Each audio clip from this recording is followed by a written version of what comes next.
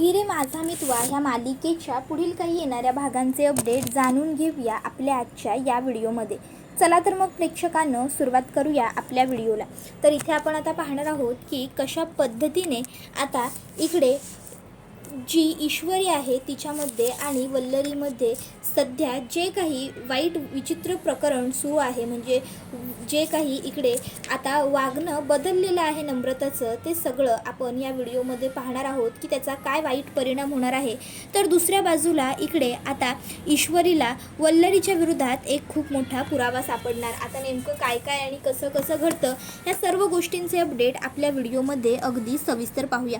तर प्रेक्षकांनो आता काय घडतंय की सध्या जी वल्लरी आहे ना ती खूपच जास्त काळजी करत असते, विचार करत असते त्या उदयकांचा, त्याच्या मृत्यूचा. मग आता वल्लरी ठरवते की बास आता झालं तेवढं पुरे झालं. तसाही तो उदयकांत आता मेलेला आहे, त्यामुळे आता तो माझं येऊन काहीही वाकडं करू शकणार नाही. मग उगाचच्या उगाच मी का एवढा त्याचा विचार करून स्वतःच्या जीवाला त्रास करून घेते. बाद झालं आता, बाद झालं.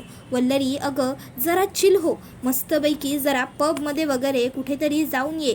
जेव्हा तू जरा बाहेर पडशील, लोकांमध्ये मिसळशील ना, तेव्हाच तुझ्या डोक्यातून हे उदयकांत उदयकांत उदयकांत प्रकरण निघून जाईल. नाहीतर सतत सतत ते उदयकांत प्रकरण करून आहे ना तू उगाचच्या उगाच स्वतःलाच त्रास करून घेशील. वल्लरी आता जरा तुला तुझा विचार करण्याची गरज आहे. आणि मग आता वल्लरी जी असते ती तिकडनं ठरवते की मी माझ्या मैत्रिणींबरोबर मस्त जरा एन्जॉय करेन, जरा पबमध्ये जाईन आणि मज्जा करेन. मग म्हणून वल्लरी ही तिच्या एका मैत्रिणीला कॉल करते आणि तिच्या त्या मैत्रिणीला ती सांगते की आपल्याला पबमध्ये जायचं आहे. आता वल्लरीच्या मैत्रिणी वल्लरीसारख्याच तीसुद्धा लगेच तयार होते.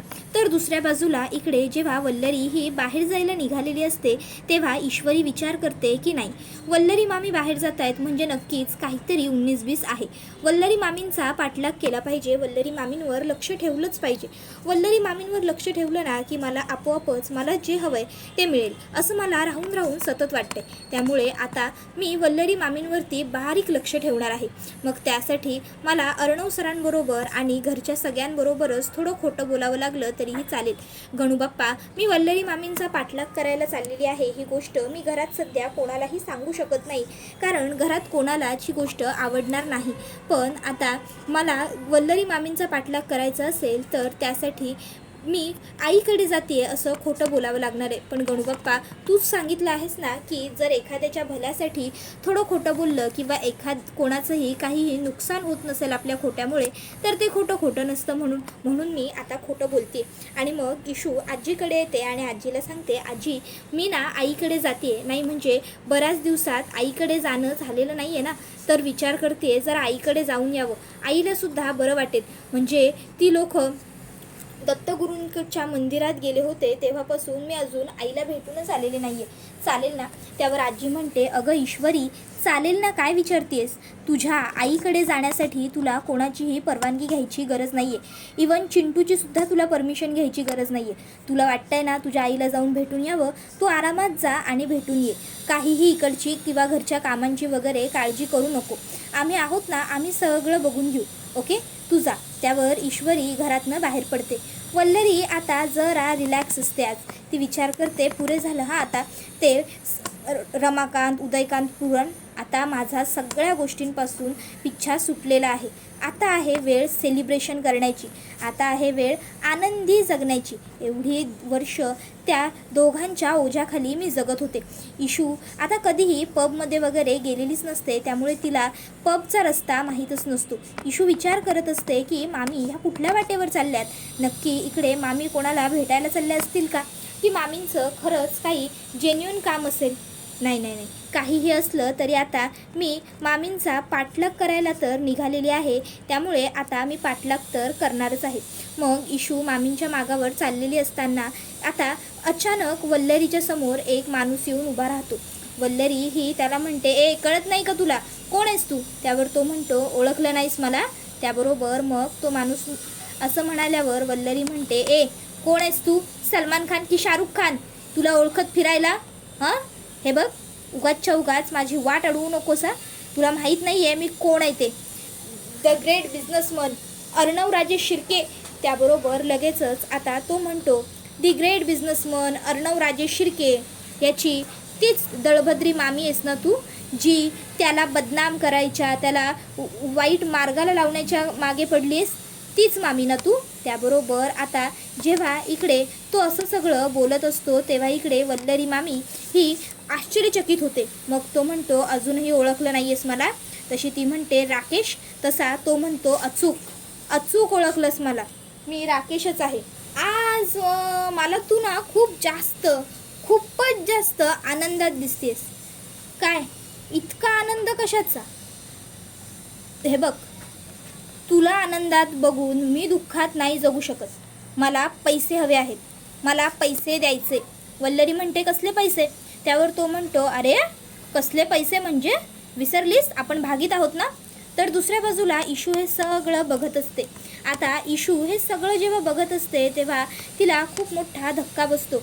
इशू विचार करते ह्याचा अर्थ अजूनही वल्लरी मामी ह्या राकेशच्या कॉन्टॅक्टमध्ये आहेत. म्हणजे याचा अर्थ नक्कीच वल्लरी मामींचं आणि राकेशचं आजही काहीतरी सुरू आहे. इतक्यात राकेश वल्लरी मामींना एक फोटो दाखवतो. वल्लरी मामी तो फोटो बघून खूपच जास्त घाबरते. आता ही गोष्ट इशू नोटीस करते. ती विचार करते की वल्लरी मामी हा फोटो बघून एवढ्या जास्त घाबरले आहेत म्हणजे नक्कीच या फोटोमध्ये असं काहीतरी आहे की जे वल्लरी मामींना बिथरायला भाग पडतंय. असं काय असेल या फोटोमध्ये? कोणालाही न घाबरणाऱ्या वल्लरी मामी अचानक घाबरल्या का असतील? नक्कीच यामध्ये खूप मोठं काहीतरी या दोघांचं गुपित आहे. पण आता हे सगळं मी कसं शोधून काढू? हे सगळं मला कसं कळेल? नाही, काहीतरी करावं तर लागेल. इशू विचार कर, काहीतरी तुला डोकं लढवावं लागेल. तर दुसऱ्या बाजूला इकडे राकेश वल्लरीला म्हणतो काय झालं, अशी शॉक का झालीस? तुला काय वाटलं उदयकांचा खून तू केला आहेस हे कोणाला कळणार नाही? अगं वल्लरी, 12 गावचं पाणी पिऊन आलेला राकेश आहे हा, 12 गावचं पाणी. त्यावर वल्लरी म्हणते हे बघ, या सर्व गोष्टींशी तुझा काहीही संबंध नाही आहे. ह्या सर्व गोष्टींमध्ये ना तू न पडलेलंच बरं आहे.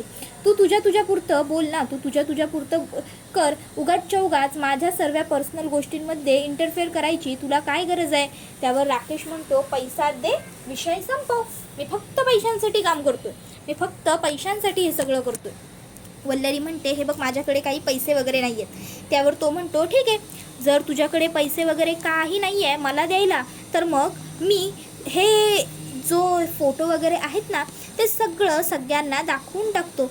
वल्लरी मामीला एकदम फेमस करतो. आत्ताच तू म्हणालीस ना की अर्णव राजेश शिर्केची तू मामी आहेस, ते आता अख्ख्या जगाला कळू दे. बातमीत सुद्धा येईल अर्णव राजेश शिर्केच्या मामीनेच केला त्याच्या वडिलांचा खून, अर्णव राजेश शिर्केच्या कुटुंब उद्ध्वस्तीला कारणीभूत त्याचीच मामी वल्लरी पाटील. वा वा वा, काय हेडिंग वाटतील ना. वल्लरी म्हणते तुला काही करायचं आहे ते कर, चल निघ, माझी वाट सोड. आणि मग वल्लरी तिकडनं निघते. आता वल्लरी विचार करते की मी इथे ह्या राकेशला बोललेले तर आहे तुला काय करायचं आहे ते कर, पण जर खरोखर त्याने असा काहीतरी वेडेपणा मूर्खपणा केला हे फोटो कोणाला दाखवण्याचा वगैरे, तर माझं सगळं संपलं. तर दुसऱ्या बाजूला इकडे आता वल्लरी तिकडनं निघून गेल्यानंतर राकेश हा म्हणत असतो वल्लरी, अगं तू कितीही मला दाखवलं असशील ना की तू घाबरलेली नाही आहेस, तू बिथरलेली नाही आहेस, तरी मला बरोबर माहिती आहे की तू किती घाबरली असते. आणि आता तुझ्या याच दुखत्या नशेचा मी फायदा घेणार. आता मी तुला आणखीन जास्त घाबरवणार वल्लरी, आणि तू घाबरणार, कारण तुझ्याकडे घाबरण्या वाचून काही पर्याय नाहीच आहे, त्यामुळे तू घाबरणार. वल्लरी इकडे विचार करते की खरोखर हा राकेश माझं काही वाकडं करू शकतो का? हा खरोखर कोणाला ते सगळं दाखवेल का? जर याने खरोखर कोणाला ते सगळं दाखवलं तर मग मी काय करू? इतक्यात राकेशचाच वल्लरीला फोन येतो. वल्लरी म्हणते मला फोन कशाला केलायस? राकेश म्हणतो मी काय बोललोय ते डील विसरलीस? वल्लरी म्हणते मी म्हटलं ना तुला काय करायचं आहे ते तू कर म्हणून, मी पैसे वगैरे काहीही देणार नाही आहे तुला, मग तरीही फोन कशाला करतोयस मला? हां, का धमकीत द्यायला फोन केलायस पुन्हा? हे बघ, मी तुझ्या पोकळ धमक्यांना भीत नाही. आता वल्लरी फोन कट करते आणि विचार करते की नाही, हा राकेश कोणाला काहीच सांगणार नाही. ह्या चापलूसला माहिती आहे की याला जर माझ्याकडून पैसे हवे असतील किंवा ह्याला जर सेफ राहायचं असेल तर मला सेफ ठेवणं गरजेचंच आहे.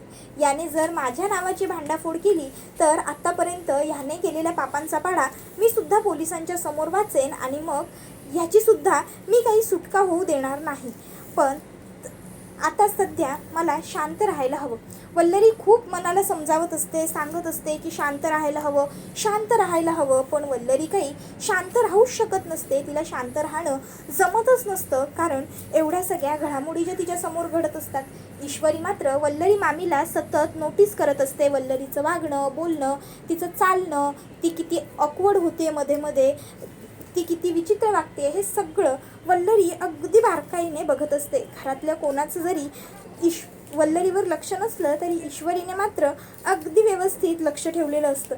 डाळी आणि भाजीऐवजी पाण्यामध्ये चपाती बुडवून खाणं, कधी जमिनीवरतीच पटकन बसणं, सतत गरगरणं, सतत चक्कर येणं, सतत कुठली तरी तंद्री लागून राहणं, सतत कसल्या तरी विचारात मग्न असणं, हे सगळं बघून ईश्वरीने बरोबर हेरलेलं असतं की वल्लरी मामी ह्या नक्कीच काहीतरी लपवतायत. पण नेमकं काय हे शोधून काढायला हवं. हे सगळं प्रकरण त्या राकेशशी निगडीत आहे हे सुद्धा कन्फर्म आहे. पण नेमकं हे सगळं काय प्रकरण आहे हे कळायला हवं. वल्लरी मामी असं काय लपवता आहेत जे राकेशमध्ये आणि फक्त त्यांच्यामध्ये आहे हे समजल्याशिवाय आता मी गप्प बसणार नाही. काहीही झालं तरी मला सत्य समजायला हवं. जर हे सगळं बाबांच्या बाबतीतलं असेल तर मला पक्का हे सगळं कळायलाच हवं असा विचार ईश्वरी करत असते. ईश्वरीला प्रश्न पडलेला असतो की बाबांच्या जर निगडीत ह्यातलं काही असेल तर मी अर्णव सरांना ह्या सर्व गोष्टींची कल्पना देऊ का? नाही, नको. अर्णव सर माझ्यावर विश्वास ठेवणार नाहीत. वल्लरी मामींवर त्यांचा खूप विश्वास आहे. वल्लरी मामी चुकूच शकत नाही असं त्यांना वाटते. त्यामुळे मला आधी पुरावेच गोळा करावे लागतील वल्लरी मामींच्या विरोधात. त्याच्यानंतर मग आता इकडे जी नम्रता असते ती आजीला जे काही बोललेली असते त्या गोष्टी आता आजीला आठवू लागतात. आजी विचार करते की खरंच या दोघी बहिणींमध्ये हे सगळं काय होऊन बसलं. आजीच्या मनामध्ये विचारांचं चक्र फिरत असतं. पूर्वी ईश्वरी आणि नम्रता ह्या दोघींमध्ये किती प्रेम होतं. दोघी बहिणी एकीमेकीशिवाय राहणं शक्य नव्हतं. नाही म्हणजे ईश्वरीचं आजही नम्रतावर अगदी तितकंच मनापासून जीवापाड प्रेम आहे. ईश्वरी आजही नम्रताला तितकंच प्रेम करते. पण नम्रता पूर्णपणे बदलून गेलेली आहे. पूर्वी जरी इकडे आली तरी इशू करत असणारी नम्रता आता ईश्वरी बरोबर ह्याच घरात राहते. तरीसुद्धा दोघी बहिणींमध्ये एवढं अंतर पडून गेले. खरंच नाती बदलली, पण नात्याबरोबर माणसंही बदलली का? माणसं बदलली, इतकी माणसं बदलली. जे घडलं ते खूप वाईट घडलंय. नम्रताच्या मनामध्ये ईश्वरीच्या विरुद्ध इतका राग कसा काय, कुठून आला, काही कळायला मार्ग नाहीये. पण जर हे असंच सुरू राहिलं तर एक दिवस नक्की ह्या घराचे 2 भाग व्हायला कमी नाही उरणार. इतक्यात त्या ठिकाणी मामा येतो. मामा आता बघतो की आई बराच वेळ गप्पच आहे, शांतच आहे, ती काही बोलतच नाहीये. मग मामा येऊन आईला विचारतोच, आई काय गं, काय झालं आज तुला? नाही म्हणजे अशी भूत बघितल्यासारखी का बसली आहेस सकाळपासून? काही झालं असेल तर तसं सांग तरी आम्हाला. तुला काही त्रास होत असेल, काही दुखत खुपत असेल तर तसं सांग. दवाखान्यात वगैरे जायचं आहे का, किंवा डॉक्टरला घरी बोलवू का? त्यावर मग आजी म्हणते की नाही रे, नाही बाबा, डॉक्टरला वगैरे बोलवण्याची काहीही गरज नाही आहे. मी वेगळ्याच विचारात आहे, वेगळ्याच ताणात आहे. त्याबरोबर मामा म्हणतो, कसला विचार करतेस एवढा, कसलं एवढं टेन्शन घेतलंयस आई? त्याबरोबर मग आजी म्हणू लागते नम्रता आणि ईश्वरीचं. त्याबरोबर मामा म्हणतो त्या दोघींचं काय झालं आत्ता? त्यावर आजी सांगू लागते, आज मी लाडू बनवत असताना नम्रता माझ्याकडे आली आणि मला जे काही बोलली त्यानंतर मला खूप मोठा धक्काच बसला रे. मामा विचारतो, काय बोलली नम्रता? मग आजी नम्रता जे काही सगळं बोलली ते सगळं आता मामाला सांगते. आता हे सगळं ऐकल्यानंतर मामा म्हणतो, अगं आई, नम्रताचं बोलणं तू एवढं मनावर नको घेऊस. हे बघ, नम्रता ही स्वभावाने जरी फटगळ असली ना तरी मनाने खरंच खूप चांगली आहे. अगं आपल्या आकाशने काय तिला उगाच निवडलंय का? आपल्या आकाशची चॉईस आहे ती. त्यामुळे नम्रता ही खरंच चांगली आणि गुणी मुलगी आहे. मग तरीही तू इतका विचार का बरं करतेस? त्याबरोबर मग आजी म्हणते, अरे नम्रता ही गुणी आणि चांगली मुलगी आहे याच्या विरुद्ध मला काही शंका नाहीच आहे. तू अगदी बोलतोस ते खरं आणि बरोबर आहे. नम्रता खरंच खूप समजूतदार, खूप समंजस मुलगी आहे रे. पण हल्ली तिचं वागणं जे काही आहे ना ते खूप विचित्र झाले. घरातल्या आपल्या बाकीच्या लोकांबरोबर जरी ती व्यवस्थित वागत असली ना तरीसुद्धा ईश्वरीच्याबद्दल तिच्या मनामध्ये राग, चीड, तिरस्कार, तिटकारा आहे रे. म्हणजे पूर्वी ज्या दोघी बहिणी एकीमेकीशिवाय राहत नव्हत्या, ज्या दोघी दोघी बहिणी सतत एकीमेकीला सगळं विचारून करत होत्या. आज चक्क त्याच दोघी बहिणी एकीमेकीशी बोलतही नाही रे. नाही म्हणजे ईश्वरीचं तसं नम्रतावर खूप खूप प्रेम आहे. ईश्वरी नम्रताला सतत पुढे करून स्वतःहून सगळं विचारत असते, सांगत असते. पण नम्रताच्या बाबतीत मात्र तसं काहीही मला दिसत नाही. नम्रता कधीही ईश्वरीला स्वतःहून काही विचारायला जात नाही, काही सांगायला जात नाही. पूर्वी जेव्हा ईश्वरी एकटीच या घरामध्ये लग्न करून आली होती तेव्हा दोघी बहिणी फोनवर सुद्धा तासनतास गप्पा मारायच्या. पण आता तासनतास बोलणं तर खूप दूरची गोष्ट रे. आता दोघी बहिणींना मी साधं 5 मिनटंसुद्धा एकत्र बसून हसत खेळत बोलताना पाहिलेलं नाही आहे. नम्रताच्या मनामध्ये ईश्वरी विरुद्ध हा जो काही राग आहे, ही जी काही चीड आहे ना, त्या सगळ्याचं मला खूप टेन्शन येतं रे कधी. त्याबरोबर दुसऱ्या बाजूला इकडे आता जी ईश्वरी असते ती हे वल्लरीचं विचित्र वागणं बघून खूप जास्त टेन्शनमध्ये येते. ती विचार करते की राकेशने असं वल्लरी मामींना काय दाखवलं ज्यामुळे वल्लरी मामींची एवढी तब्येत खराब झाली, ज्यामुळे वल्लरी मामी एवढ्या डिस्टर्ब झाल्या. काय येते ते नक्कीच खूप मोठं काहीतरी गुपित आहे त्या दोघांचं. त्या दोघांमध्ये नक्कीच काहीतरी शिस्त आहे, पण ते काय हे शोधून काढलं पाहिजे. त्याबरोबर हा व्हिडिओ इथेच संपतो. व्हिडिओ आवडला असेल तर व्हिडिओला लाईक करा. चॅनलवर नवीन असाल तर चॅनलला सबस्क्राईब करा आणि बेल आयकॉन आठवणीने प्रेस करा, जेणेकरून तुम्हाला पुढच्या प्रत्येक व्हिडिओचं नोटिफिकेशन मिळत जाईल आणि सर्व व्हिडिओंचा आनंद हा अगदी उत्तम पद्धतीने घेता येईल. चला तर मग प्रेक्षकांनो, आजच्या पुरतं इथेच थांबूया. पुढचा व्हिडिओ येईपर्यंत या व्हिडिओचा छान पद्धतीने आनंद घेत राहा. धन्यवाद.